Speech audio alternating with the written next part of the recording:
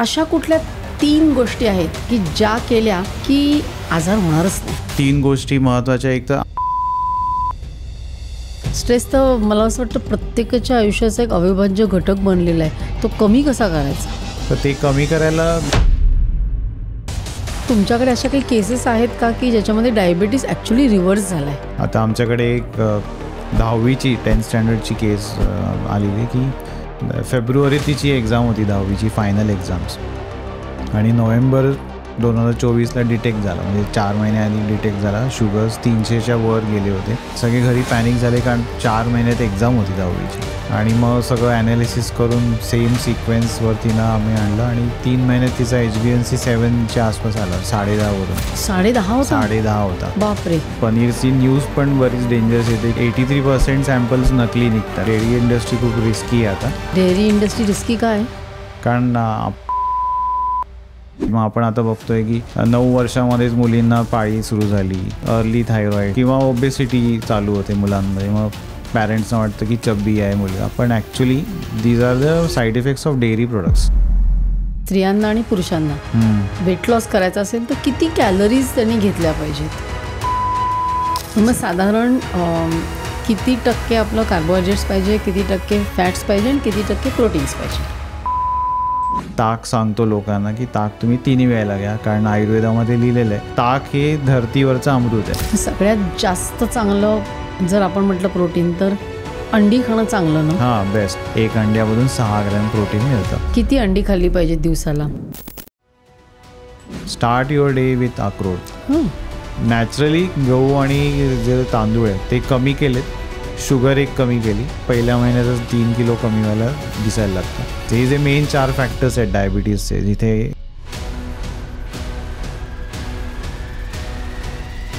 या 4ही फॅक्टरवर कुठलं इंजेक्शन किंवा औषध गोळी नाही आहे. आयडियल असा आता मील प्लॅन काय पाहिजे?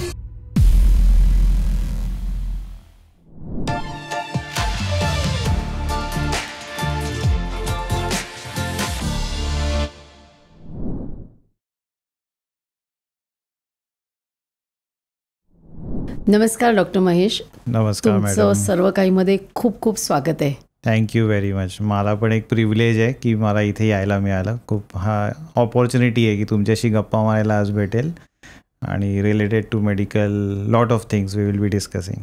नक्कीच. आता डॉक्टरांची आठवण न फक्त आजारी पडल्यावर येते लोकांना, नाही का? आणि तुम्ही मात्र आजारी पडू नये म्हणून काय करायचं हे लोकांना शिकवता. तर अशा कुठल्या 3 गोष्टी आहेत की ज्या केल्या की आपण निरोगी राहू, सुदृढ राहू आणि आजार होणारच नाही? सो हा खूप महत्त्वाचा प्रश्न विचारला डॉक्टर, की जास्तवरून सगळे सिक केअरवर लक्ष देतात आणि हेल्थ केअरवर जास्त लक्ष देणं गरजेचं आहे. कारण जी पण औषधं आज अवेलेबल आहेत ती सिक पडल्यावरती किंवा आजारी पडल्यावरती उपयोगाची आहेत. पण आपण जर हेल्थचीच जर केअर घेतली तर आपण कधी आजारी पडणार नाही. आणि जसं आपण बघतोय की जसं ट्रेंड लाईफस्टाईल डिसीजेसचा वाढत चाललेला आहे, जीवनशैली सगळ्यांची बदलत चाललेली आहे, त्यामुळे होणारे आजार हे वाढत आहेत आणि लोकांचं पॅनिक सिच्युएशनमध्ये कन्वर्ट होतं आहे, खर्च वाढतो आहे. तर आम्ही काय सांगतो की बेसिक जी बॉटम लाईन आहे, जी आयुर्वेदाने पण सांगितली आहे, बऱ्याच जणांना ह्या गोष्टींबद्दल माहितीसुद्धा आहे, पण ते सांगायला लागतं, वारंवार शिकवायलासुद्धा लागतं. तर जसं तुम्ही विचारलं की 3 गोष्टी महत्त्वाच्या, एक तर आहार, विहार आणि तुमचा स्ट्रेस जर तुम्ही मॅनेज केलात व्यवस्थित, म्हणजे कुठल्याही गोष्टीला पॅनिक न होता ॲक्सेप्ट केलं आणि त्याला फाईडबॅक करायची एक मानसिकता बनवलीत, माइंड पॉवर किंवा माइंडफुलनेस ज्याला आपण म्हणतो. तर फर्स्ट, कुठल्याही आजाराला जर तुम्हाला लांब ठेवायचं असेल तर 80% तुम्ही तुमच्या आहारावर काम करणं खूप गरजेचं आहे.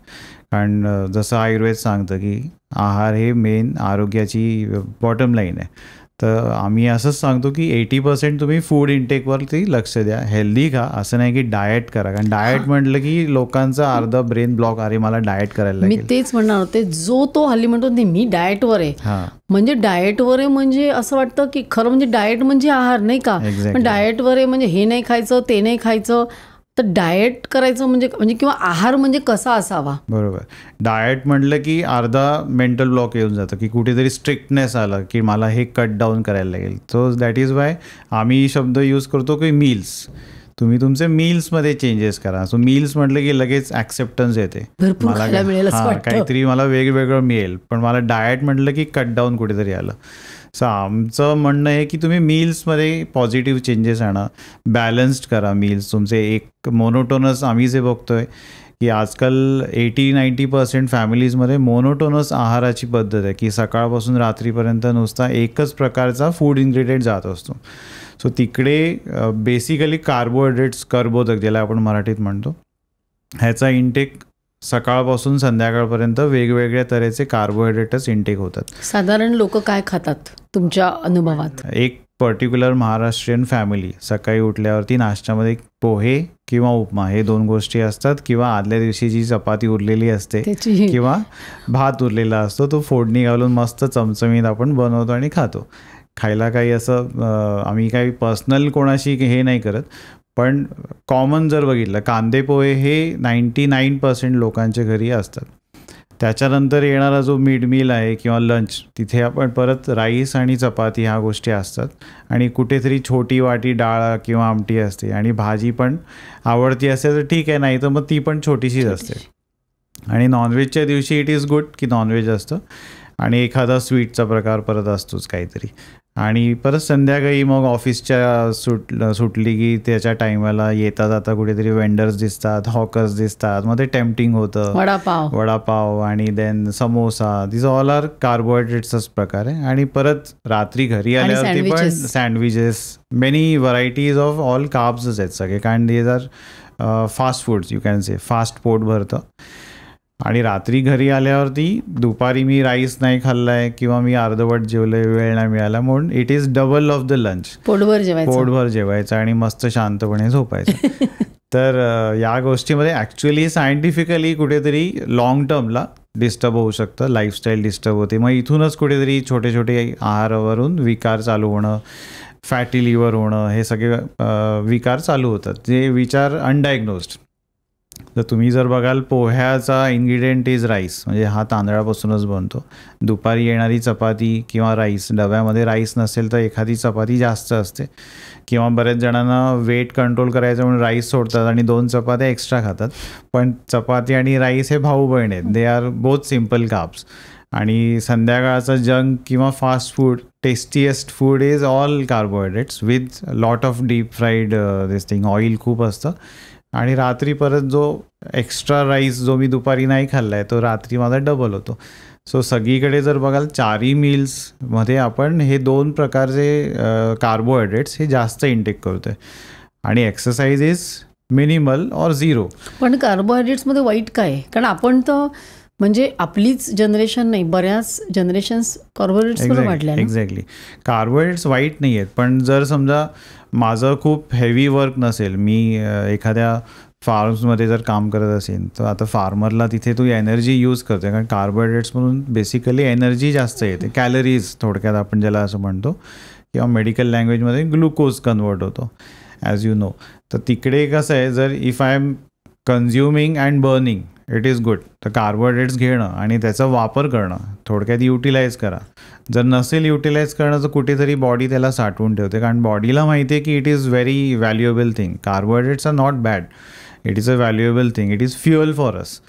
बट किती फ्युएल घेणं? दिवसभरात आपण गाडीमध्ये 10 वेळा पेट्रोल नाही भरत, आणि चालवणार मी एकदाच आहे, तर that is somewhere going to harm you on longer time.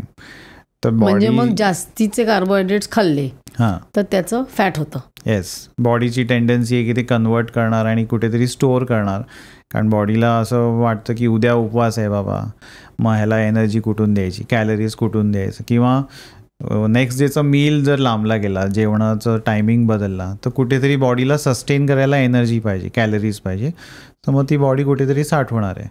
पण तो उपवासाचा दिवस कधी येत नाही, तुमचं जेवण डिले कधी होत नाही, उलटं एक एक्स्ट्रा कुठेतरी मील ॲडअप होतो, मग त्या गोष्टीमध्ये कार्ब्स इंटेक वाढत जातो. मग fat storage subordinately somewhere it goes on increasing. मग लोक सोनोग्राफी जेव्हा करतात तेव्हा फॅटी लिव्हर आढळून येतं, grade 1, grade 2. Then they have a question mark, मी कधी दारू नाही पिली, मी कधी अल्कोहोलला हात नाही लावला, मी कधी नॉनव्हेज नाही खाल्लं, मग फॅटी लिव्हर कुठून आलं, हा चुकीचा असेल रिपोर्ट. मग अजून एकीकडे कुठेतरी करतात, so again it is fatty liver confirm होतं. सो मग हा फॅट येतो कुठूनचा? Carbs. The source is carbs. So if you are burning it, तुम्ही जर वापरताय, युटिलाइज करताय, वेल अँड गुड. बट तुमची जर लाईफस्टाईल सिडेंटरी आहे, तुमचं जर ऑफिस वर्क आहे, फक्त डेस्क जॉब आहे, जिथे सकाळी 8ला पोचलात आणि संध्याकाळीच उठणार असाल, बैठं काम असेल, तर लिमिट करा. कार्ब्सचं माइंडफुली तुम्ही कंट्रोलला आणा. असं नाही आम्ही म्हणत की तुम्ही बंद करा. तुमचं जर ओव्हरऑल कॅलरी इंटेक जर तुम्ही कॅल्क्युलेट केलं, तर 2000 कॅलरीजचा अप्रॉक्स 60 kgच्या माणसाला असा FDA हे असतो, आणि RDA पण आहे की 2000 calories on an approx normal human बिईंगचा असतो. तर तिथे जर तुम्ही कट डाऊन करू शकलात 1800 किंवा 1500 कॅलरीज या. पण हे स्त्रियांसाठी की पुरुषांसाठी? पुरुषांसाठी. आणि त्याच्यामधलं 55% should be from the carbohydrates calories. बाकीचं तुम्ही प्रोटीन आणि फॅटमध्ये डिवाइड करा. आणि इथे तुम्हाला वजन कमी करायचा हेतू असेल किंवा शुगर्स कंट्रोल करायचा हेतू असेल, तर तिथे कार्ब्स अजूनही तुम्ही कमी केलं तरी चालेल. ICMRची स्टडी पब्लिश झाली, तुम्हाला माहिती असेल की त्यांनी सांगितलं की Indian diet is rich in carbs. म्हणजे कार्ब्स लोक 63% कार्ब्स घेत आहेत. त्यामुळे डायबिटीज आणि ओबेसिटीसारखे आजार इंडियामध्ये जास्त होतात. सो त्यांनी पण हे सजेस्ट केलं की तुम्ही कार्ब्स कमी करा, so that you can avoid. म्हणजे पहिल्यांदा मी एक मेडिकल रिसर्च किंवा स्टडीमध्ये बघितलं की अवॉइड करायचा हा शब्द आला, की ह्या गोष्टी अवॉइड केल्यात की तुमचा डिसीज अवॉइड होतो. Normally medical studies are based on all tablets किंवा मेडिसिन्स. सो आम्हाला सुद्धा ते बरं वाटलं की ICMRनी असं काहीतरी लोकांना अवेअरनेससाठी सांगितलं की तुम्ही ह्या गोष्टी कमी करा. पण मग साधारण किती टक्के आपलं कार्बोहायड्रेट्स पाहिजे, किती टक्के फॅट्स पाहिजे आणि किती टक्के प्रोटीन्स पाहिजे? प्रोटीन्स 20% तरी पाहिजे. तुमचं बॉडी वेट आणि सगळं कॅल्क्युलेट केलं. 55% depends on how much you are working. जर डेस्कटॉप असेल तर 50 to 55% तुम्ही घ्या कार्ब्स, 20% प्रोटीन आणि 15 to 20% तुमचं फॅट्स असू दे. आणि प्रोटीन्स कशातनं मिळालं पाहिजे? प्रोटीन्स इट डिपेंड्स तुमची कल्चरल काय आहे, तुम्ही कुठल्या कम्युनिटीला बिलॉंग करता. असं नाही की मी उद्या सांगेन सगळं बंद करा, असं पण नाहीच चालत. कारण प्रत्येकाची प्रकृती वेगळी आहे, राहणं सहाणं वेगळे आहे. जर तुम्ही नॉनव्हेज घेत असाल, nonveg is actually very good source of protein, म्हणजे डायरेक्ट प्रोटीनचा सोर्स आहे. पण तुम्ही जर खात नसाल तर there are lot of veg sources, जसे आपले स्प्राउट्स आहेत, नट्स आहेत, आणि काही भाज्यांमध्ये मिळतात पण खूप कमी प्रमाणात मिळतं प्रोटीन्स. तर जास्ती करून स्प्राउट्स, सगळ्या डाळी, कडधान्य, मोड आलेली कडधान्य, बीन्समध्ये खूप चांगले प्रोटीन्स आहेत. आणि सेकंड इज डेअरी प्रोडक्ट्स आहेत, पण डेअरी तुमचा सोर्स चांगला असणं, ऑथेंटिक सोर्स जिथे, कारण डेअरी इंडस्ट्री खूप रिस्की आहे आता. तर सोर्स तुमचा जर ऑथेंटिक असेल तर go ahead with the dairy products. Dairy industry risky का आहे? कारण आपली इंडियाची जी पॉप्युलेशन आहे मॅडम, तुम्ही बघताय की किती वाढत चालली आहे, आणि production of dairy should be equal, कारण डिमांड तेवढा आहे. आज प्रत्येक घरामध्ये दूध आणि दुधाचे पदार्थ, मिठाई, पनीरचा एक ट्रेंड आला आहे. आणि पनीरची न्यूज पण बरीच डेंजरस येते की नकली पनीर हे 83% सॅम्पल्स नकली निघतात. आता FSSAIनी काढलेली न्यूज आहे की पनीर अवॉइड करा, कारण डेअरी इंडस्ट्री. तर तुमचा जो प्रश्न आहे की डेअरी डेंजर काय, कारण पॉप्युलेशन आपली खूप जास्त आहे आणि प्रोडक्शन त्याच्या अगेन्स्ट नक्कीच तेवढं मॅचअप नाही करत. आणि एवढं दूध कधी होतं का, जेव्हा ती कॅटल प्रेग्नंट असेल तेव्हा. सो त्यांना आर्टिफिशियल प्रेग्नंट केलं जातं, त्यासाठी त्यांना हॉर्मोन्सचे इंजेक्शन्स दिले जातात. सेकंड थिंग, त्या कॅटलचं जे एक वजन जे आहे compare to human body, it is 3 times. म्हणजे एक गाय किंवा जर म्हैस जर बघितली, 300-400 किलोच्या आसपास अप्रॉक्सिमेटली त्यांचं वेट असेल. तर आपण जेव्हा पॅरासिटामॉल घेतो, आपण कॅल्क्युलेट करतो की बॉडी वेट किती, आणि अगेन्स्ट इवन अँटीबायोटिक्स, साधी आपण मॉक्स जर तुम्ही बघत असाल, तुम्ही देत असाल मॉक्स, की आपण बॉडी वेट कॅल्क्युलेट करून देतो. सो ह्या कॅटल्समध्ये त्यांच्या बॉडी वेटला सूट होईल एवढ्या स्ट्रॉंग अँटीबायोटिक्सचा डोस तो दिला जातो. आणि हॉर्मोन्स, ऑक्सिटोसिन, जे त्यांना आर्टिफिशियली प्रेग्नंट करायला हेल्प करतं. सो हे दोन्ही अँटीबायोटिक्स आणि hormones, they travel through the milk and milk products in our blood and disturb our hormones. आपले हॉर्मोन्स, थायरॉईड, मग आपण आता बघतोय की 9 वर्षामध्येच मुलींना पाळी सुरू झाली, किंवा अर्ली मेनार्की, अर्ली थायरॉईड, हे सगळे, किंवा ओबेसिटी चालू होते मुलांमध्ये. मग पॅरेंट्सना वाटतं की चब्बी आहे मुलगा, पण actually these are the side effects of dairy products. So म्हणून आम्ही सांगतो की तुमचा सोर्स बघा, तुम्ही जिथून घेताय. तिथे पण आम्ही कुठे स्ट्रिक्ट नाही सांगत की बंद करा. सोर्स बघा, आता A2चे आले, गीर गाईचे प्रोडक्ट्स मिळत आहेत, किंवा ऑर्गॅनिक मिल्क तुम्ही बघू शकता. तुमचा लोकल कुठेतरी तबेलावाला असेल त्याच्याकडून तुम्ही सोर्स करा. ॲक्च्युली तिथे ॲटलिस्ट तुम्हाला श्युरिटी असेल की तो काही मिक्सिंग नसेल करत किंवा हॉर्मोन्स नसेल देत. सो डेअरी खूप डेंजरस आहे आता, इंडस्ट्री खूप डेंजरस आहे, त्यामुळे पॉप्युलेशनच्या अगेन्स्ट त्यांना ते करायला लागतं आहे. So we should be smarter की आपण कुठली चॉईस करतो आहे.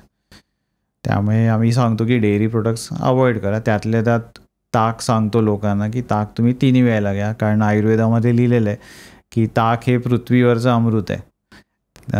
जे देवांना अमृत मंथनमध्ये जे मिळालं अमृत, तर माणसांना ह्युमन काइंडला जे नाही मिळालं ते ताक हे धरतीवरचं अमृत आहे, असं चरकाचार्यांनी मेन्शन केलेलं आहे. त्यामुळे आणि पचनाला ताक इज गुड, म्हणजे त्याच्यात प्रोबायोटिक्स पण आहेत, प्रोटीन खूप चांगलं मिळतं. Again bottom line source should be very good, authentic सोर्सवरून घ्या.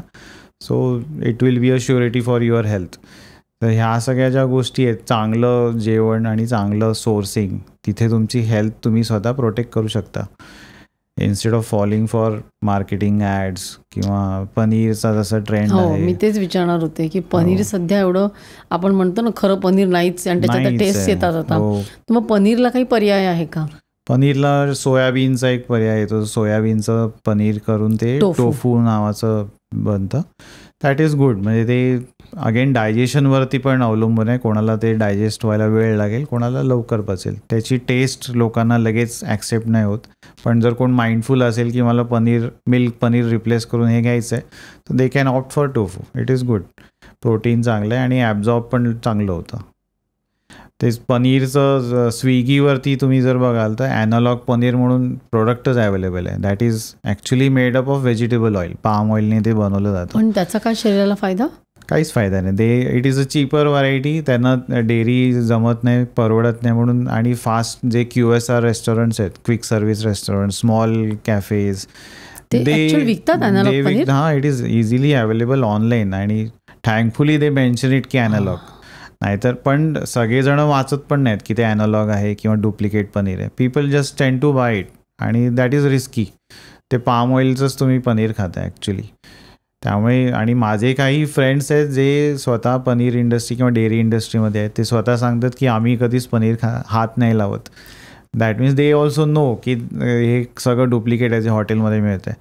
त्यामुळे सोर्स ऑथेंटिक तुम्ही ठेवा. तुम्हाला माहिती असलेल्या इटरी कॅफेटेरियामध्ये तुम्ही जर खाल्लं तर तुमची हेल्थ मेंटेन ठेवू शकाल.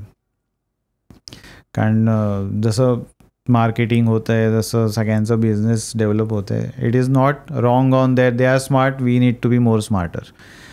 असं आहे. सगळ्यात जास्त चांगलं जर आपण म्हटलं प्रोटीन, तर अंडी खाणं चांगलं ना? हां, best. If you are okay with, तुम्ही जर खात असाल नॉनव्हेज, तर बेस्ट इज एग्स. डायरेक्ट तुम्हाला 1 अंड्यामधून 6 ग्रॅम प्रोटीन मिळतं.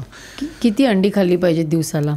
तुमच्या आपल्या बॉडी वेट आणि तुम्ही वॉटर इनटेक, एक्सरसाइज यावरून 3 ते 4 तुम्ही in divided portions 3 eggs minimum you can take. आणि म्हणजे वाढत्या वयातल्या मुलांनी किती खावी आणि साधारण 40च्या 50च्या लोकांनी, बैठं काम करणाऱ्यांनी किती खावीत? त्यांचं जर वेट हे जास्त असेल बैठं काम करणाऱ्यांचं, त्यांना 4 ते 5 eggs खाणं is okay. Egg white? Whole eggs also. Whole eggs? Yeah. पण मग ते जो पिवळा भाग असतो त्याच्यामध्ये फॅट खूप असतं असा एक समज आहे ना? हो, that is not going to increase your serum cholesterol. त्याच्याने तुमचा ब्लडमधला कोलेस्ट्रॉल नाही वाढत. म्हणजे जे पिवळा जो बलक असतो अंड्याचा, त्याने कोलेस्ट्रॉल वाढत नाही? नाही. डायटरी कोलेस्ट्रॉल त्याच्याने तुम्हाला मिळतो. सिरममध्ये जाऊन तो तुम्हाला एफेक्ट नाही करत. So it is okay to eat? Yeah, it is okay to eat. आणि व्हॉट वी टेल इज खाऊन बर्न करा, यूज इट. तुम्ही बॅलन्स ठेवणं गरजेचं आहे. असं नाही की आता डॉक्टरांनी सांगितलं चालेल म्हणून तुम्ही खाऊन बसलात तर त्याचा कुठेतरी अपाय होणार नाही. Everything if it is in excess it is going to harm. कुठलेही पदार्थ लिमिटमध्ये ठेवणं, माइंडफुली जेवणं आणि त्याचं यूज करणं. Utility in exercise, walking, any kind of activity, that is always advisable.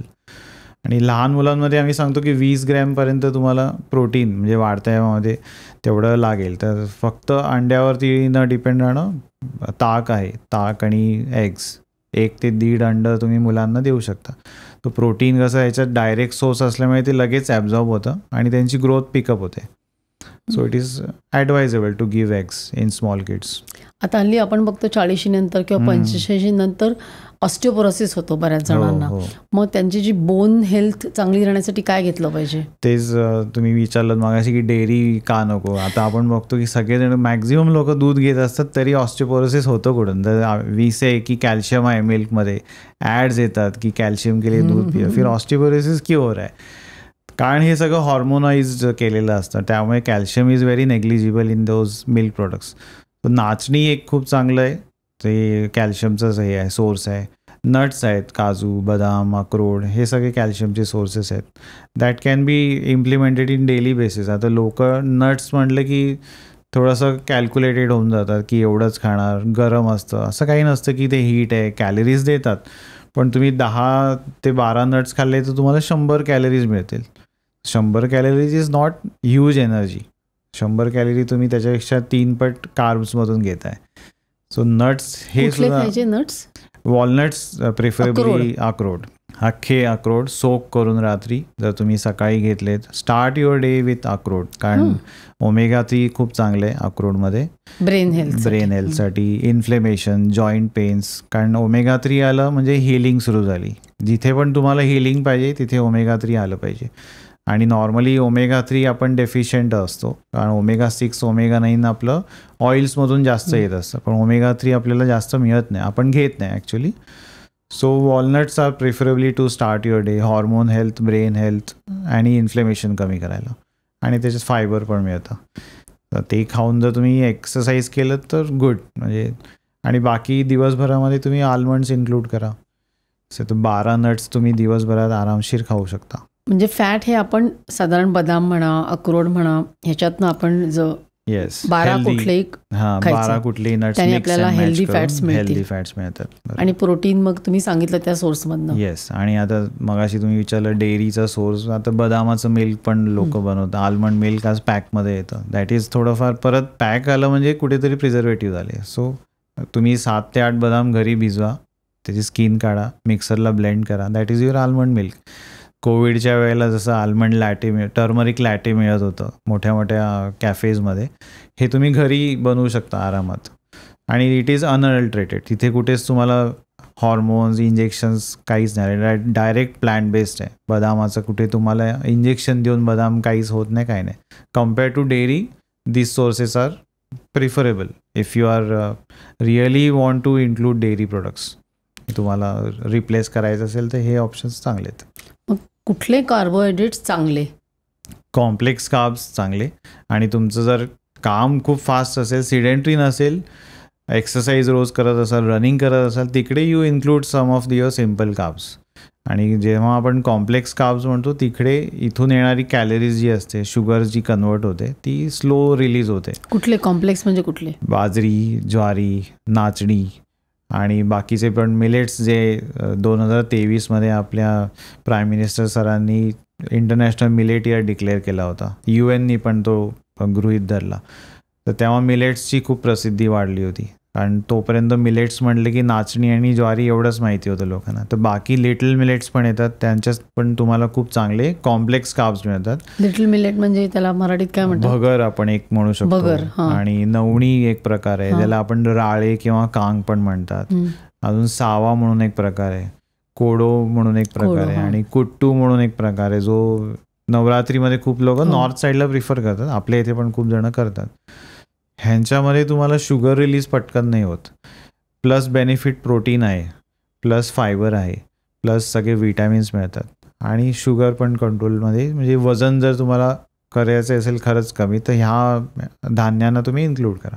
आणि तुमची सिडेंटरी लाईफस्टाईलला जेवढी लागणारी एनर्जी आहे तेवढी ह्या धान्यांमधून थोडी थोडी थोडी येत राहते. त्यामुळे हे फॅटमध्ये कुठे जाऊन स्टोअर होत नाहीत, जे राईस आणि गहू जिकडे होतं तर तिकडे हे नाही कन्वर्ट होत फॅटमध्ये. मग साधारण म्हणजे स्त्रियांना आणि पुरुषांना वेट लॉस करायचा असेल तर किती कॅलरीज त्यांनी घेतल्या पाहिजेत? तुमचं कॅलरी पर्सेंटेज तुम्ही कॅल्क्युलेट करून हे करू शकता. जर तुम्ही समजा TDEE म्हणून टोटल डेली एनर्जी एक्सपेंडिचर हा एक फॉर्म्युला असतो, तो तुम्हाला गुगलवर टाकलं तरी भेटेल. तुमचं वेट इंटू TDEE टाकलं की ते एक रेशिओ येतो, आणि इंटू 6 केलं की तुमचं एक सम अमाऊंट येते. तर तिकडे 1500 जर तुमची कॅलरी आली तर तुम्हाला वेट लॉस करायचं आहे तर 300 कॅलरी तुम्ही कमी करा, म्हणजे 1200 कॅलरीचा ओव्हरऑल मील तुम्ही घ्यायला चालू करा. तिकडे तुमचे नॅचरली गहू आणि जे तांदूळ आहेत ते कमी केलेत, शुगर एक कमी केली, तर हे तुमचं ऑटोमॅटिक पहिल्या महिन्यातच 3 किलो कमी व्हायला दिसायला लागतं.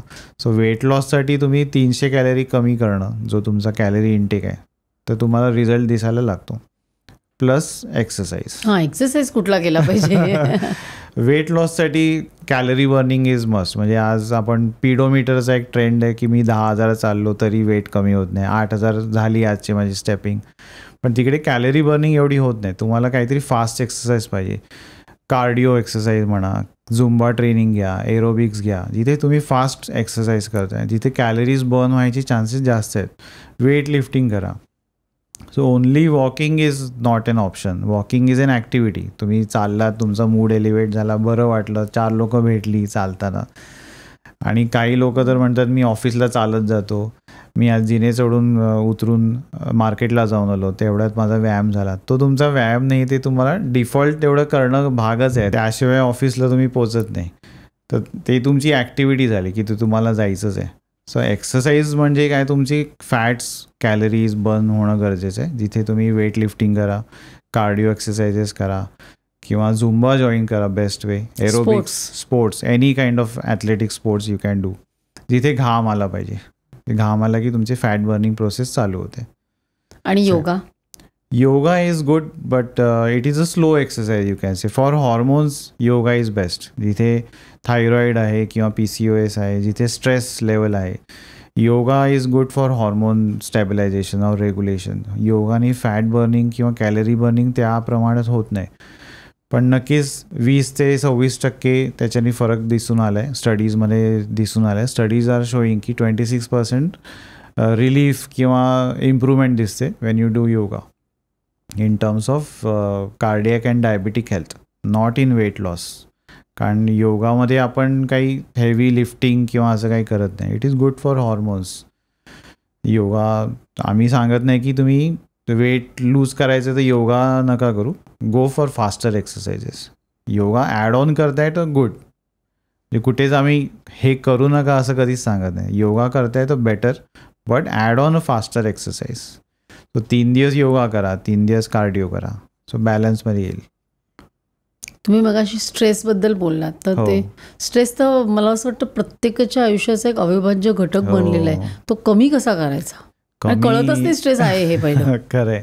स्ट्रेस आणि खूप वेगवेगळे प्रकारचे आहेत. कोणाला मेंटल आहे, फिजिकल आहे, फायनान्शियल आहे, बिझनेस रिलेटेड आहे.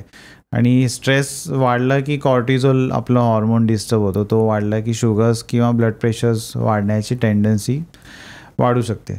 आणि त्यासाठी आपण सिरम कोलेस्ट्रॉल पण तुम्ही पण ॲडवाईस करतच असाल नक्कीच की कॉर्टिझॉल लेवल्स चेक करतो आपण. तर PCODमध्ये जास्तीत जास्त ते बघायला लागतं आपल्याला. तर तिकडे स्ट्रेस मॅनेज करणं म्हणजे तुम्ही बघू शकता की कुठल्या वेळेला तुम्हाला जास्त भूक लागते. कधी कधी आपण स्ट्रेस इटिंग करतो, कधी कधी इमोशनल इटिंग करतो. तर तुम्हाला ते जर चेक करायचं असेल, एखादी मॅच चालू आहे आणि आपण हारायला लागलो आणि वी आर स्टार्टिंग इटिंग, काहीतरी बिंज इटिंग करायला लागतो, that is stress related eating. किंवा ऑफिसमध्ये काही इम्पॉर्टंट मीटिंग आहे, तुम्हाला धडधड व्हायला लागले आणि तुम्ही काहीतरी गोड खायचं हे करता, दॅट इज स्ट्रेस इटिंग. तर ते कमी करायला मेडिटेशन, ब्रीदिंग एक्सरसाइजेस, जिथे कॉर्टिझॉल कंट्रोलला येऊ शकतो, मॅनेज करू शकतो. सो ब्रीदिंग, डीप ब्रीदिंग म्हणजे लोक विसरून गेलेत की आपण श्वास कसा घेतो. फास्ट ब्रीदिंगमध्ये सगळे असतात, कारण कुठे ना कुठे सगळ्यांना पोचायचं आहे, ऑफिसला पोचायचं आहे, कुठेतरी धावायचं असतं. त्यामुळे डीप ब्रीदिंग हे कन्सेप्ट जी आहे ते खूप जणांना माहीत पण नाही आहे आणि लोक विसरून पण गेले. जेव्हा एकदमच कोणतरी सॅटिस्फाईड व्यक्ती असतो तो डीप ब्रीदिंग एक्सपिरियन्स करतो. डीप ब्रीदिंग म्हणजे काय करायचं? तर जेव्हा आपण डीप ब्रीदिंग म्हणतो, खूप जणांना डीप ब्रीदिंग कन्सेप्ट माहिती असतो पण विसरले. म्हणजे धावपळीचं एवढं आयुष्य आहे की लोक करतच नाही, शॅलो ब्रीदिंगवरच असतात सगळे. तर जेव्हा कोविड आला तेव्हा रिअलाईज झालं सगळ्यांना की ब्रीदिंग आपण कशी करतो. डीप ब्रिदिंग म्हणजे आपण जो लास्ट 5th आपला जो पंचमहाभूत आहे इथर, त्याला आकाश तत्व असं म्हणतो.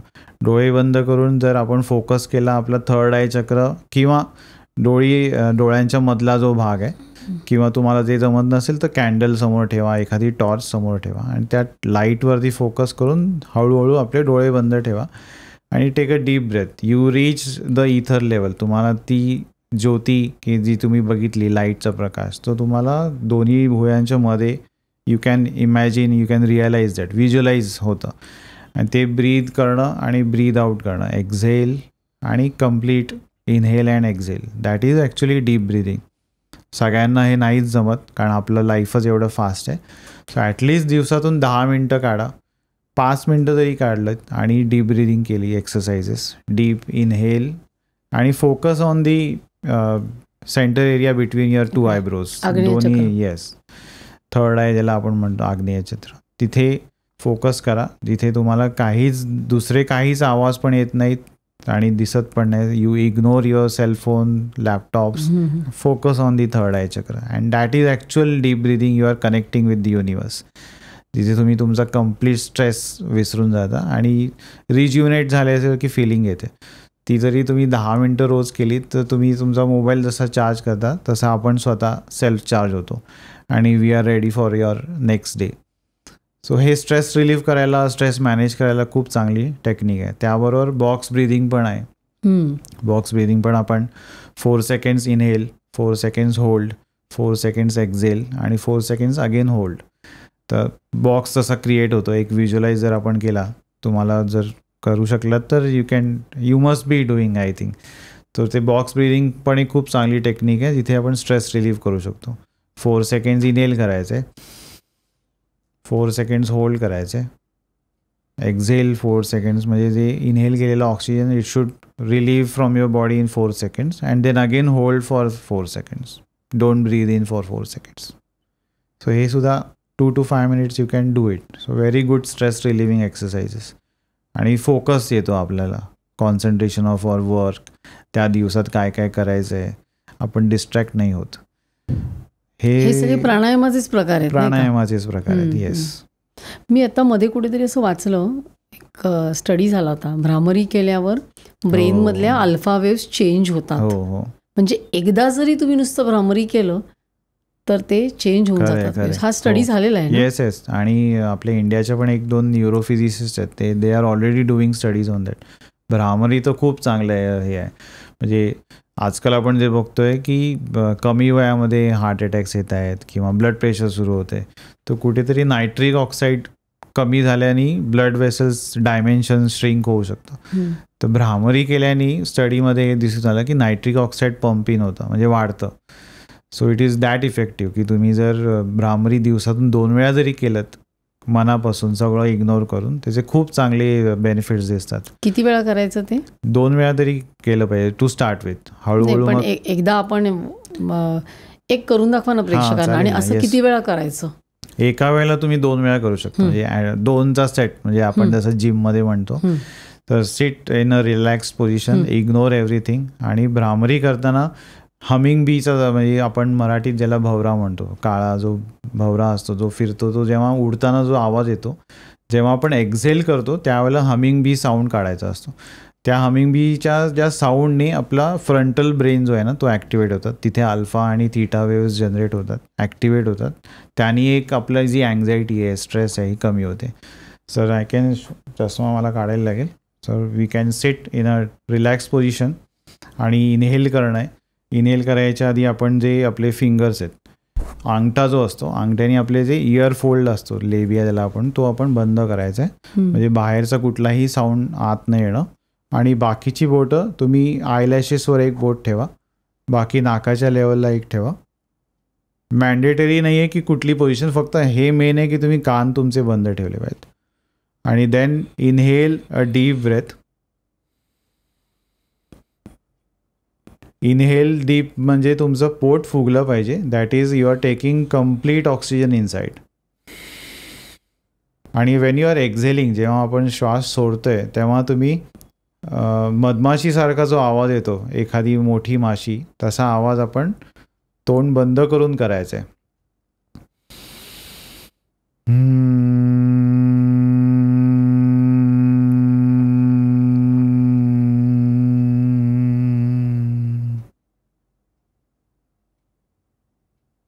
2 सेकंद थांबून सोडायचं. जेव्हा तुम्ही तो श्वास सोडताय, एक्झेल करताय, तेव्हा जे हमिंग साऊंड काढताय तेव्हा you can feel the vibrations in your frontal brain.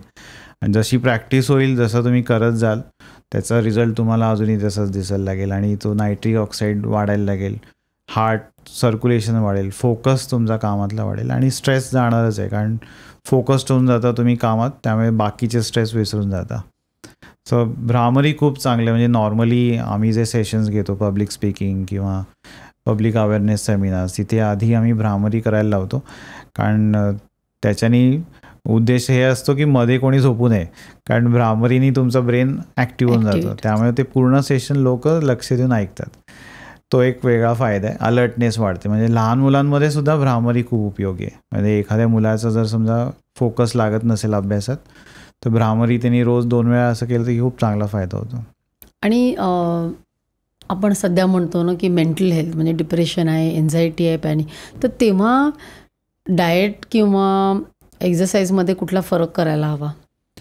काही जण बिंज इटिंग करतात किंवा इमोशनल इटिंग, मग तिकडे तुम्हाला काही पदार्थ असे असतात की ते खाल्ले की स्ट्रेस रिलीव्ह होतो, पण त्यामध्ये कार्बोहायड्रेट्सच जास्त असतं की गोड खाल्ल्याने मला बरं वाटतं, चॉकलेट, आईस्क्रीम. येस. तर आता त्याच्यात ऑप्शन्स आहेत. Dark chocolate is very good, म्हणजे नॉर्मल चॉकलेटमध्ये तुम्ही जर लेबल वाचाल तर sugar is the primary ingredient, म्हणजे शुगरच प्रायमरी असते, तर गो फॉर डार्क चॉकलेट. तर डार्क चॉकलेटमध्ये अँटीऑक्सिडंट्स पण आहेत, हार्टसाठी चांगले आहे, शुगरसाठी चांगले आहे, तुमचा मूड पण एलिव्हेट होईल. आणि बाकी तुमच्या आवडीचा कुठला एक पदार्थ आहे तो बनवा आणि ते तुम्ही खाऊ शकता. Second, weight lifting. जर तुम्ही एक्सरसाइजबद्दल विचार केला तर वेट लिफ्टिंग खूप चांगलं आहे, किंवा running is a good activity to elevate your moods. म्हणजे जर मेंटल हेल्थ इम्प्रूव्ह करायची, जस्ट धावायला जा, कोणतरी मित्र मैत्रीण शोधा, म्हणजे एक कंपनी असेल तर अजूनही गप्पा मारत मारत रन केलं तर स्ट्रेस विसरून जाल. म्हणजे मूड जर डाऊन असेल तर धावायचं. येस, थोडंफार, म्हणजे जास्त जोरात पण नको. एक्झर्शन नाही व्हायला पाहिजे. It should be a mood changer for you. त्या दिवसातलं तुमची ॲक्टिव्हिटी चांगली झाली, चला एक 10 मिनटं मी धावून आलो असं. आणि बऱ्याचदा असं बघतो ना आपण की क्रेविंग्स होतात. हो. आणि क्रेविंग्स ही का होतात, म्हणजे काहीतरी आतमध्ये होत असेल की ज्याच्यामुळे क्रेविंग्स होतात ना. हो हो हो, खरं. खूप जण म्हणतात ना की मी स्वीट टूथ आहे, आमच्या घरी सगळे, तर स्वीट टूथ वगैरे काही नसतं, ते क्रेविंग्स असतात, विच इज तुमचा ब्रेन तुम्हाला कंट्रोल करत असतो. आता इट इज ऑल सायंटिफिक, म्हणजे डोपामाइन आपल्याला माहिती, तुम्हाला पण माहिती असेल, तुम्ही स्वतः पण एवढे कन्सल्टंट आहात फेमस, तर डोपामिन आम्ही नेहमीच सांगतो की डोपामिनला कंट्रोल करायला शिकलात ना की तुमची क्रेविंग्स बंद होणार. कार्बोहायड्रेट, जसं मगाशी आपण बोलत होतो, कार्बोहायड्रेट्स किंवा कुठलेही व्हाईट फूड आयटम्स, मीठ, साखर किंवा कार्ब्स, हे मैदा कधीही खाल्ले तर ग्लुकोज रिलीज होतो, कॅलरीज येतात, आणि प्रत्येक सेलला, आपण ह्युमन बॉडी 37 ट्रिलियन सेल्सनी बनलेली आहे, त्याच्यापेक्षा जास्त असेल, तर प्रत्येक सेलला त्याची एक इंजिन आहे आणि त्याला एक फ्युएल पाहिजे, ते फ्युएल म्हणजे शुगर आहे.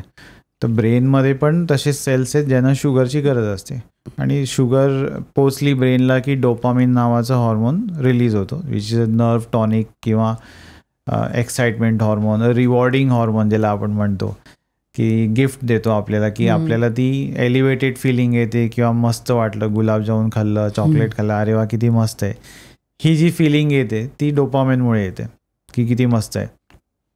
तर जी फिलिंग आहे ती 2 तास 1.5 तास, कारण जेवढं डोपामिनची लेवल असेल ब्लडमध्ये, तर तशी लेवल कमी व्हायला लागली 2-2.5 तासांनी की ती फिलिंग पण कमी व्हायला लागते. मग तिकडे तुमचा ब्रेन तुम्हाला सांगायला लागतो की ती वस्तू पुन्हा खा, बिकॉज आय लाईक्ड इट, कारण मला ते बरं वाटलं, मला ती खूप मजा आली खाऊन. मग आपण काय करतो, मग आपण बिंज इटिंग, मग शोधायला लागतो घरी, कपाटातून बिस्किट शोधा किंवा चॉकलेट शोधा किंवा कोल्ड्रिंक शोधा. मग असं काही मध्यरात्री होते. हो, कारण मग ते मॅच चालू असते टीव्हीवरती, फुटबॉल और Netflix, which is again a habit for me. Netflix is again a dopamine trigger.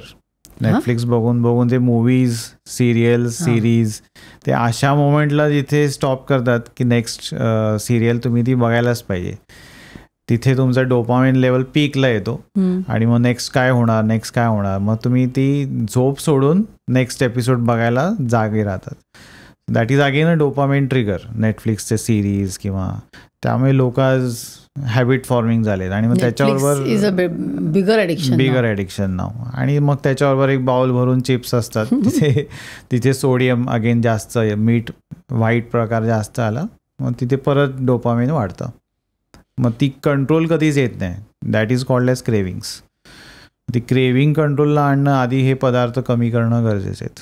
पण मग आता जर असं गोडाचं क्रेविंग असेल तर मग हल्ली ना खूप शुगर फ्री मिळतं, म्हणजे त्याच्यामध्ये स्टिविया आहे, मग फ्रूट आहे किंवा हे आर्टिफिशियल स्वीटनर, तर ते खावं का? मी काय सांगतो की खायला 1-2 वेळेला काही प्रॉब्लेम नाही, पण सस्टेनेबिलिटी पण बघा. तुम्ही हे मॉन्ग फ्रूट हे सगळे नवीन गोष्टी आहेत, त्याची कॉस्ट किती होईल. म्हणजे 1-2दा खाणं ठीक आहे, पण तुम्ही जर रोज खात गेला तर it is as good as an add on for you. म्हणजे ते एक लक्झरी झाली तुमच्यासाठी. मग ते तुम्ही रोज खाणं किती परवडणार आहे. Sustainability is always bottom line factor. तर त्यापेक्षा तुम्ही लो शुगर किंवा 0 शुगर जायचा प्रयत्न करा. थोडेफार 1 आठवडा त्रास होईल, 10 दिवस त्रास होईल, पण ह्या सगळ्या वस्तू आहेत मार्केटमध्ये, ठीक आहे. Again मॉन्ग fruit is a good option, but cost बघा त्याची किती आहे, ती तुम्हाला रोज परवडणार आहे का, as if you are thinking of replacing it. Stevia is again a good option, but again तेच कॉस्टिंग, तुम्ही म्हणजे एक सोडताय आणि दुसऱ्यावरती खर्च करताय. त्यापेक्षा माइंडफुल व्हा आणि स्वतःला हे करा, ॲक्सेप्ट करा की मला ही वस्तू चालणार नाही आहे किंवा मला ह्याच्याशिवाय जगायचं शिकणं आहे. थोडं ॲक्सेप्टन्स पण पाहिजे. तर कुठे ना नाही होत असेल तर मग products are available in the market. तसं आहे. आयुर्वेदात सांगितलं ना की तूप वापरलं पाहिजे, तर तुम्ही पण लोकांना वाटतं अरे बापरे तूप खाल्लं की मला परत फॅट वाढेल, तर काय करायला पाहिजे आणि तेल कुठलं वापरावं? तूप चांगलंच आहे शरीरासाठी, आयुर्वेदाने पण सांगितले, पण गाईचं तूप असणं गरजेचं आहे. अच्छा, म्हशीचं नाही चालणार? नाही, that is high fat, high calories झाले. कारण म्हशीचा तुम्ही टेंडन्सीज जर बघाल, म्हैस आपल्याला कुठे दिसते पॉन्डमध्ये एकदम लेझी, तो स्वभाव त्याच्या प्रोडक्टमध्ये उतरलेला असतो. कारण तिचा स्वभावच आहे की लेझीनेस आहे तिच्यामध्ये भरपूर, आणि ते तुपामध्ये पण मग दूध आणि तूप everything is high fat. So गाईचं तूप is low on fats, high on proteins. आणि गाईला आपल्याकडे देवच मानतात, तर कामधेनू जी गाई आहे, तर गाईचं तूप इज मोस्ट प्रिफरेबल. म्हणजे औषधी गुणात्मक आहे आणि पर्सेंटेज 15 to 20 ml दिवसभरामध्ये तुम्ही घेऊ शकता. आणि नाहीतरी आपण तूप कोणीच एक्सेस नाही खात, दिवसभर तूप खाणं शक्यच नाही आहे. तर जेवढा घेता ते 3 चमचे दिवसभरात तुम्ही यूज करू शकता. पण हल्ली ते संस्कारित केलेलं, म्हणजे फुलमून घी वगैरे असतं पौर्णिमेला केलेलं, खरंच त्याचा फायदा होतो का? फायदा होतो. अगेन कॉस्टिंग तिथे जी जास्त लेबल लावलेला असतो की हे आहे असं म्हणून कॉस्ट जास्त आहे. साधं तूप तुम्ही आणा गाईचं आणि ते थोडं पौर्णिमेच्या चंद्रप्रकाशात ठेवलं तरी ते सुद्धा गुणधर्म मिळणारच आहेत. काय होतं त्यांनी? कोजागिरी जी होती शरद पौर्णिमा, त्याला आपण म्हणतो की 16 कला चंद्रामध्ये दिसतात आणि ते प्युरिफाय करतात. त्या रेजनी ते प्युरिफाय होतात, मल्टिप्लिकेशन होते त्याच्या बेनिफिट्समध्ये. म्हणजे जे पावसाळ्यात पाणी साचलेलं असतं नद्यांमध्ये, पॉन्ड्समध्ये, ते ह्या शरद ऋतूच्या लाईट्सनी, पौर्णिमेच्या चंद्रप्रकाशाने ते प्युरिफाय होतं. तेवढी पॉवरच्या कोजागिरीच्या चंद्रामध्ये. तर ते तुम्ही घरी पण करू शकता. जे प्रोडक्ट्स आहेत अवेलेबल, ते बिलोना तूप येतं, एक संस्कारित तूप येतं, ते खूप चांगले, म्हणजे हेल्थसाठी खूप चांगले. आयडियल असं, आता मी डाएट नाही म्हणत, मील प्लॅन काय पाहिजे मगाशी? आणि तुम्ही तेलाचं पण, आपलं तेल पण आपण जे बघतोय रिफाईंड ऑइल्स आज जे मिळतात मार्केट्समध्ये, that are manufactured at 200 degrees, म्हणजे 200 डिग्रीवरती ते मॅन्युफॅक्चरिंग होते. आणि त्या कंपनीजना 40% पाम ऑइल ब्लेंडिंगची परमिशन दिलेली आहे गव्हर्नमेंटने, ऑन पेपर आहे. पण आपण कधीच फॅक्टरीज जात नाही ते किती % ब्लेंड होत आहे. आणि मग palm oil is dangerous, cholesterol, heart diseases सगळ्यांनाच माहिती असतं. पण आणि तुम्ही जर बघाल की कॉस्टिंग जर बघायला गेलो तर आपण रॉ शेंगदाणा कितीला मिळतो आणि ह्या ऑइल्स पण ॲप्रॉक्सिमेटली जवळपास सेम असतं. सो हे परवडणं त्यांना, कंपनीना कसं परवडत असेल, ते एक मोठा क्वेश्चन मार्क आहे. So cold press oils are always good. म्हणजे लाकडी घाण्याची तेलं किंवा वूड प्रेस ऑइल ज्याला आपण म्हणतो, लाकडी घाण्याची तेलं ही 30 डिग्रीवर मॅन्युफॅक्चरिंग होतं, म्हणूनच त्यांना कोल्ड प्रेस म्हणतात. जिथे कम्पेअर टू रिफाईंड ऑइल हे 200 डिग्रीवर बनतं. तर आणि 200 डिग्री हीटला सगळे न्यूट्रिएंट लॉस पण ऑलरेडी झालेला असतो. ऑलरेडी ट्रान्सफॅट तयार होऊनच आपण ते कन्झ्युम करत असतो. सो कोल्ड प्रेसमध्ये न्यूट्रिएंट्स प्रिझर्वड आहेत, तुम्हाला जी सीड ऑइल पाहिजे असेल ती सीडचा ऑइल तुम्हाला 100% भेटत आहे. सो हेल्थ बेनिफिट्स इकडे जास्त आहे आणि तिकडे कोलेस्ट्रॉल कमी होईल, पण रिफाईंड ऑइलने कोलेस्ट्रॉल वाढू शकतो पाम ऑइल असल्यामुळे. ओमेगा 3 मिळतं परत कोल्ड प्रेसमध्ये. मील प्लॅन तुम्ही जसं म्हणत होतात, आम्ही जे सांगतो की जसं वेट लॉस किंवा शुगर्स पण आजकाल डायबिटीज खूप वाढत चाललंय. ट्रेंड तर India is number 2 now. Recently soon it will become number 1. पण होऊ नये अशी इच्छा आहे, म्हणून आम्ही अवेअरनेस करत असतो सगळीकडे की असं एक मील प्लॅन ठेवा की तुमची शुगर्स वाढणार नाही. तर रिसेंटली माझा पेपरसुद्धा एक पब्लिश झाला, ॲक्सेप्ट झाला वर्ल्ड डायबिटीज काँग्रेसला. मी याच गोष्टीवरती की तुम्ही लाईफस्टाईल कशी ठेवलीत तर तुमचे ब्लड शुगर्स कमी होऊन शुगर्स रिव्हर्स पण म्हणजे डायबिटीज रिव्हर्स पण होऊ शकतो. तर तो सेम मील प्लॅन मी सगळ्यांना ओपनली सांगतो, असं काही नाही, कारण तो सायंटिफिक आहे. तर सुरुवातीला आपण जसं मगाशी डिस्कस केलं की 4 मीलमध्ये आपण कार्ब्स घेत असतो. महाराष्ट्रामध्ये खूप पॉप्युलर आहे. सेम मील प्लॅन असतं, कारण त्याच्यात काही दोष नाही, कारण त्यांना तीच माहिती असते. तर कुठेतरी ते बॅलन्स आणणं गरजेचं आहे. तर सुरुवातीला तुमच्या दिवसाची सुरुवात नट्सनी करा, जसं मी अक्रोड मगाशी सांगितलं. तिथे प्रोटीन, ओमेगा 3 हे सगळं मिळेल. आणि नंतर तुमच्या ब्रेकफास्ट जिथे तुमचा इन्सुलिन जास्त खूप चांगला ॲक्टिव्ह आहे, म्हणजे तुमचा स्वादुपिंड खूप चांगला ॲक्टिव्ह असतो मॉर्निंग आवर्सला 8 ते 11च्या पिरियडमध्ये, तिथे high protein high fibre breakfast तुम्ही घेऊ शकता. तर प्रोटीन आपल्याला कुठे मिळेल तर सगळे कडधान्य आले, बीन्स आले, नॉनव्हेज आलं. तर एखादा नॉनव्हेज खाणारा व्यक्ती आहे त्यांनी अंडी खाल्ली तरी चालेल. बेस्ट इझी आणि फास्ट ब्रेकफास्ट, म्हणजे डायरेक्ट प्रोटीन मिळालं. दुसऱ्यांना व्हेज जे आहेत त्यांना आम्ही काय सांगतो, मुगाचा चिला ज्याला आपण म्हणतो, मूग डोसा, अख्ख्या मुगाच्या सालीसकट जी मूग असते, किंवा बेसनची पोळी आपल्या महाराष्ट्रात खूप कॉमन आहे, सगळ्यांच्या घरी बनते सुद्धा, पण त्याच्यात हाय प्रोटीन आहे हे खूप कमी लोकांना माहिती असतं. ती कधीतरी तयार होते. तर ती जर तुम्ही रोज इन्क्लूड केली तर तुम्हाला प्रोटीन मिळेल आणि लवकर पोट पण भरेल. So instead of going for आदल्या दिवशीची चपाती ती फोडणी घालून करण्यापेक्षा बेसनची पोळी घ्या जिथे प्रोटीन मिळेल. पोहे आम्ही काय सजेस्ट करतो की पोह्यांमध्ये एक केस मला डिस्कस करायची आठवली की 16 वर्षाची एक डायबिटीसची पेशंट आली होती आमच्याकडे. तिला रिव्हर्स करायचं होतं म्हणून. तर त्यांच्या म्हणजे आम्ही जसं रिकॉल घेतला की आपण काय काय खातो, 10 दिवसाचा ॲनालिसिस केली. तर रोजच्या ब्रेकफास्टला पोहे असायचे आणि तिची शुगर जायची 200च्या आसपास विथ मेडिसिन्स असूनसुद्धा. तर पोहे तिला सोडायचे नव्हते, मला पोहे पाहिजेच, मी सोडू नाही शकत. तर आम्ही तिला काय शिफ्ट केलं की ब्राऊन राईसचे पोहे आहेत, लाल तांदळाचे पोहे आहेत, ऑप्शन्स आर अवेलेबल, फूडमध्ये बरेच ऑप्शन्स आहेत. तर पोहे सुटत नसतील तर ब्राऊन राईसचे पोहे मिळतात, लाल तांदळाचे सुद्धा मिळतात, त्याच्यात फायबर जास्त आहेत compare to normal white pohe. Fibre कमी म्हणजे तो रिफाईंड पार्ट झाला. तो shift on brown rice pohe, त्याच्यात कांदे, टोमॅटो, भाज्या जास्त घालून बनवा आणि त्याचं म्हणजे व्हॉल्यूम वाढेल आणि भाज्यांमुळे त्याची कॅलरी इंटेक कमी होईल. सो त्या एका ब्रेकफास्ट ॲडिशननी त्या मुलीची शुगर्स 135च्या खाली यायला लागली. तिची इच्छा पण पूर्ण झाली, पोहे पण मिळाले आणि शुगर्स पण कमी व्हायला लागले. सो पोहे चालतील, पण काहीतरी व्हेरिएशन आणा त्याच्यामध्ये. विथ फायबर पोहे खाऊ शकता. हे लाल तांदळाचे pohe is with fibre, so that is a good addition. Again rajgira एक चांगला आहे, धिरडं बनवतात खूप लोक, घावन करतात त्याचं, किंवा थालीपीठ. तर राजगिरा इज हाय प्रोटीन, सो त्याचं थालीपीठ तुम्ही घेऊन तुमच्या कामाला जाऊ शकता. आणि मिड मॉर्निंगला सीड्स जे येतात आपले, फ्लॅक्स सीड्स आहेत, पंपकिन सीड्स आहेत, हे तुम्ही तुमच्या प्री लंच जर खाल्लं त्याच्यातले जे फॅट्स आहेत ते हेल्दी फॅट्स आहेत. ओमेगा 3 फ्लॅक्समध्ये खूप आहे. तर फ्लॅक्स सीड हे आणि ओमेगा हे दोनच वेज सोर्स आहे जिथून ओमेगा 3 मिळतं. तर जेवणाआधी आम्ही काय सांगतो, एक अर्धा पाऊण तास आधी तुम्ही फ्लॅक्स सीड्स खा, त्याच्याबरोबर 1 ग्लास अळशीच्या बिया आणि 1 ग्लास ताक प्या. So again a protein support with healthy fats.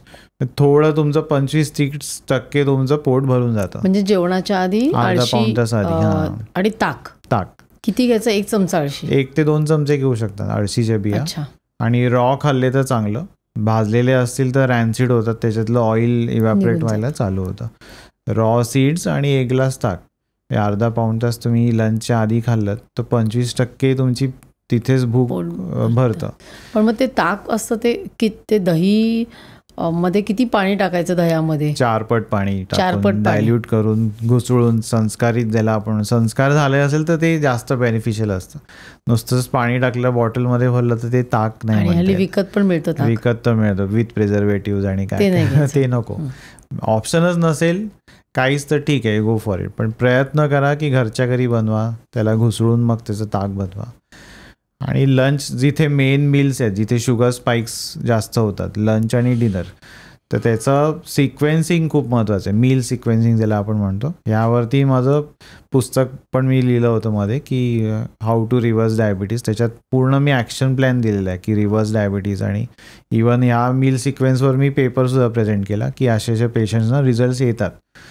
तर जेवणाची सुरुवात जर आपण फायबरनी केली, फायबर म्हणजे कुठून येईल, भाज्यांमधून येईल, कोशिंबीर किंवा सॅलड.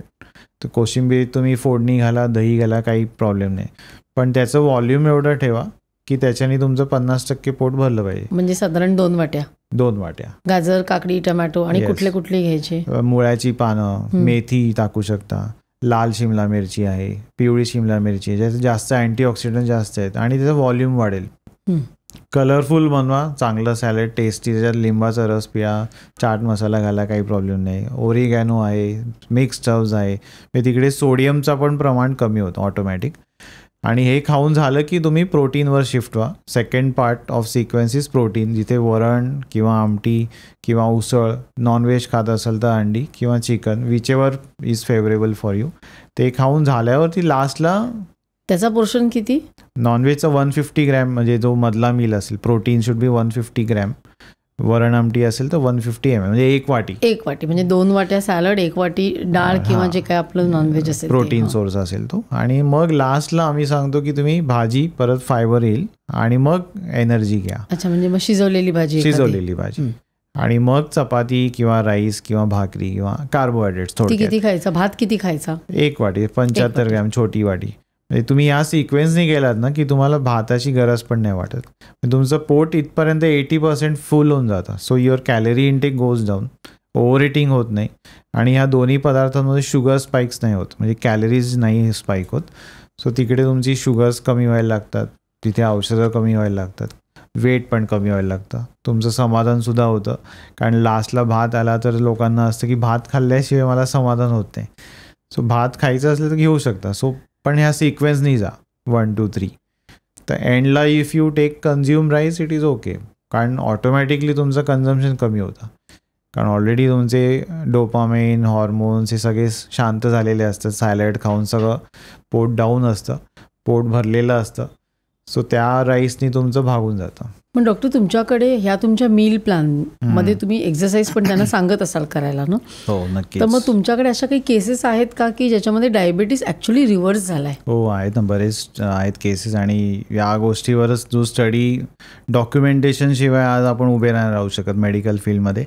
त्यामुळे आम्ही लास्ट 8 वर्षापासून डॉक्युमेंटेशन करत आलो आहे आणि बरेच पेशंट्सना रिव्हर्सल करता आलं. आणि ते बेसिक माइंडफुलनेस आणि जी विल पॉवर ज्याला आपण म्हणतो ना, ती 100% असणं गरजेचं आहे. विल पॉवर शिवाय नाही करतायत.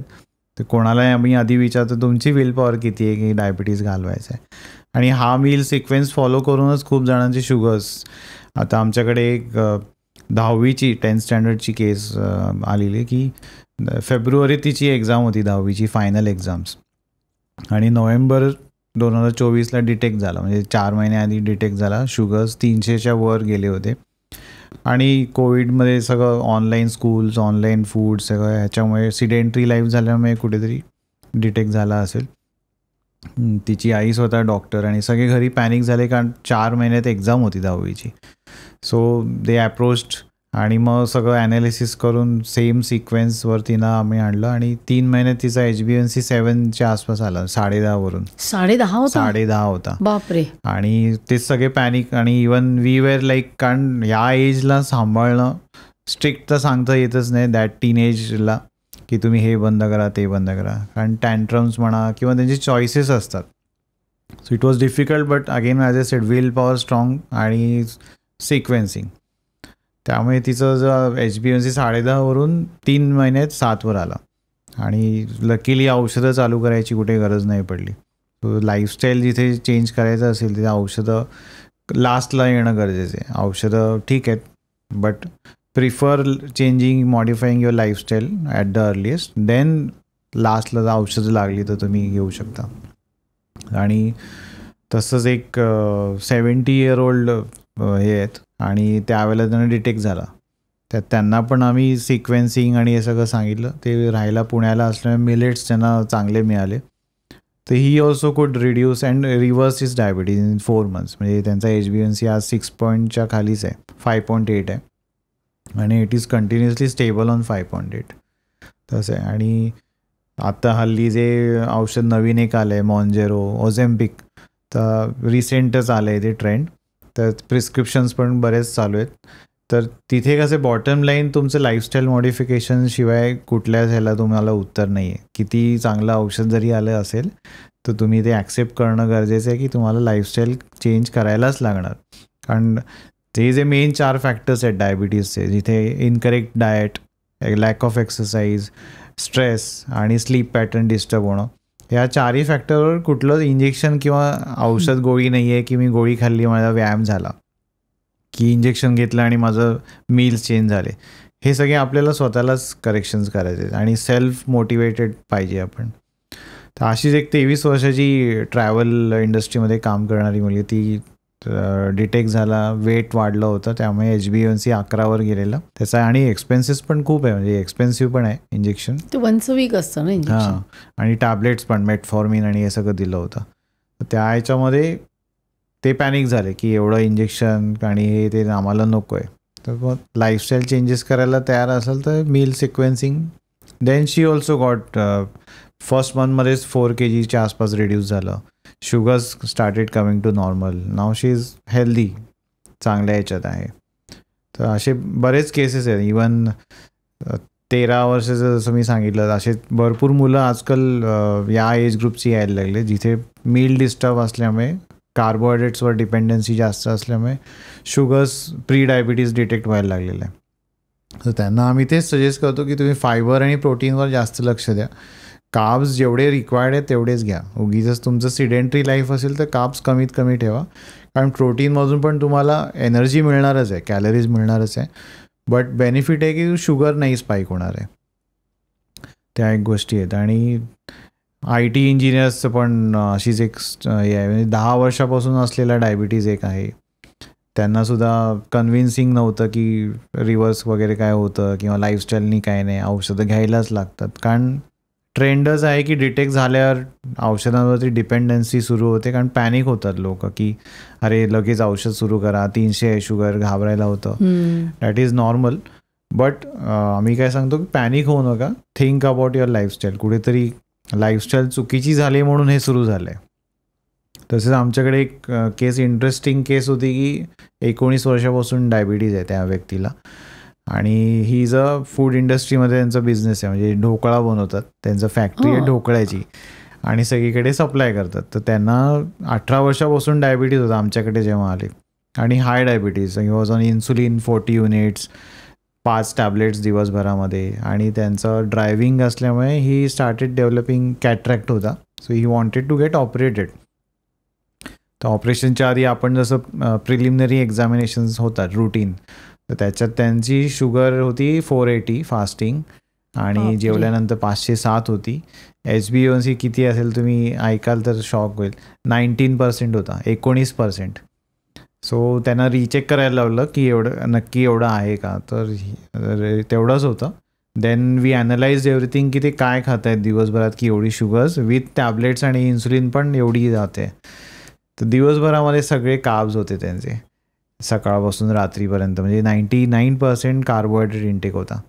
तर कार्बोहायड्रेट शिफ्ट केले, कॉम्प्लेक्सवर आणलं, प्रोटीन्स वाढवले. तर 3ऱ्या महिन्यात 19वरून 8.5वर आला HbA1c, आणि मग 3ऱ्या-4थ्या महिन्यात त्यांचे दोन्ही कॅट्रॅक्ट झाले. त्यांची फॅमिली आणि सगळ्यांनी साथ दिली, त्यामुळे एवढा रिझल्ट झाला. म्हणजे सायन्स एकीकडे आहे, पण आपण जोपर्यंत करत नाही ना तोपर्यंत रिझल्ट नाही येत. आम्ही कितीही सांगून उपयोग नाही जोपर्यंत पेशंट करत नाही. सो विल पॉवर खूप स्ट्रॉंग पाहिजे, आणि फॅमिली सपोर्ट. बऱ्याच जणांकडे मेनू चेंज करायचा असेल तर फॅमिली कधी सपोर्ट, अरे ह्यांच्यासाठी हे करायला लागतं आहे, वेगळं करायला लागतं आहे. ते प्रॅक्टिकल पण आहे, पण कुठेतरी विचार करा आणि सपोर्ट द्या पेशंटला. डायबिटीजचा केअर गिवर जो असतो त्यांनी जर सपोर्ट दिला ना तर खूप चांगले रिझल्ट्स येतात पेशंटचा. जो आज त्या पेशंटचा 6 महिने 8 महिने झाले HbA1c 8वर मेंटेन आहे.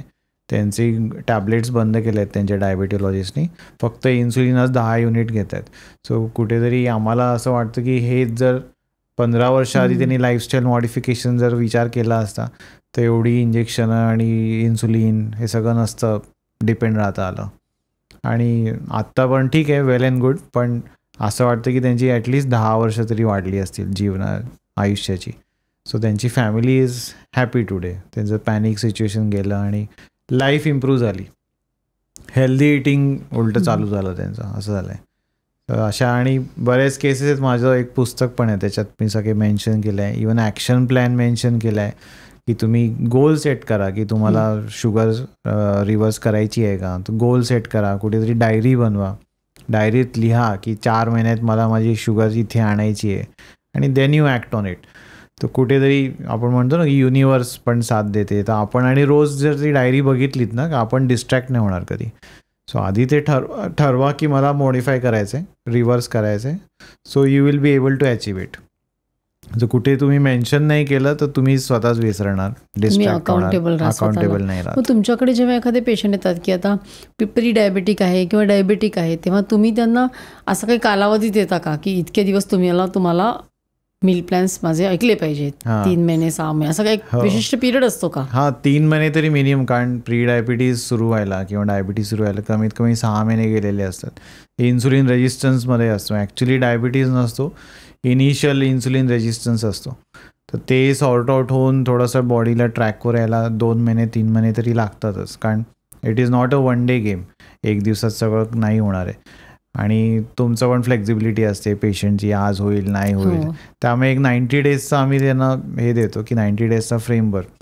कारण कुठलीही नवीन गोष्ट शिकायला 21 दिवस लागतात आणि ती ॲज अ लाईफस्टाईल इम्प्लिमेंटला 90 दिवस जातात ती. आणि आपला HbA1c पण 90 दिवसांनी येतो जो रिपोर्ट आहे. आपला रेड ब्लड सेल पण 90 दिवसांनी नवीन तयार होतो. त्यामुळे आम्ही सांगतो की 90 दिवस हे फॉलो करा, म्हणजे तुम्ही ती ॲज अ लाईफस्टाईल इम्प्लिमेंट करायला चालू करा. नंतर मग आमची पण गरज नाही. You will learn on your self मोडवर जाल आणि आजारापासून लांब राहाल.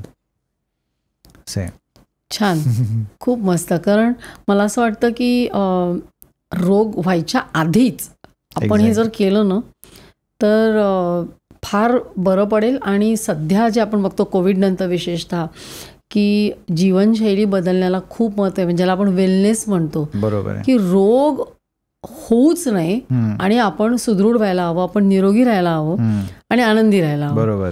तर हे सगळं एकत्र तुम्ही, मला असं वाटतं, लोकांना मार्गदर्शन करताय. खूप छान तुम्ही आज माहिती सांगितलीत. कारण आपल्याला माहिती असतं कमी खायचं, पण नक्की किती खायचं असतं. म्हणजे पोळी आणि चपाती खा, भात खा, भाजी खा, म्हणजे काय आम्ही तेच खातो, पण तेच खातो, पण ते किती खाल्लं पाहिजे काय हे तुम्ही खूप छान सांगितलं. मला असं वाटतं खूप छान अशी माहिती दिलीत. योगा कसा करावा, प्राणायाम कसा करावा आणि कुठल्या 3 गोष्टी फॉलो केल्याने आपली जीवनशैली सुधारते. तर तुम्ही इकडे आलात त्याबद्दल खूप खूप धन्यवाद. खूप छान माहिती आमच्या प्रेक्षकाला मिळाली. Thank you very much. थँक्यू. तर प्रेक्षक, आज डॉक्टरांनी आपल्याला अतिशय सोप्या आणि सुंदर भाषेत आपली जीवनशैली कशी बदलायची आणि अगदी छोट्या छोट्या गोष्टी त्यांनी सांगितल्या की आहारामध्ये काय असलं पाहिजे आणि काय नको. त्याचबरोबर आपला व्यायाम किती पाहिजे, झोप किती महत्त्वाची आहे आणि आपला स्ट्रेस कसा कमी केला पाहिजे, हे इतकं त्यांनी सुंदर समजावून सांगितलं. हा एपिसोड तुम्हाला नक्की आवडला असेल. जास्तीत जास्त लोकांना शेअर करा, लाईक करा आणि सबस्क्राईब करायला विसरू नका. तुम्हाला जर काही त्यांना प्रश्न विचारायचे असतील तर कॉमेंट्समध्ये सुद्धा जरूर लिहा. तुमच्या प्रतिक्रिया आम्हाला कळवा. तुमचे विचार ऐकायला आम्हाला नक्की आवडेल. तर पुन्हा भेटूया पुढच्या वेळी असाच एखादा छानसा उपयुक्त विषय घेऊन, अशाच एखाद्या गेस्टबरोबर सर्व काहीमध्ये.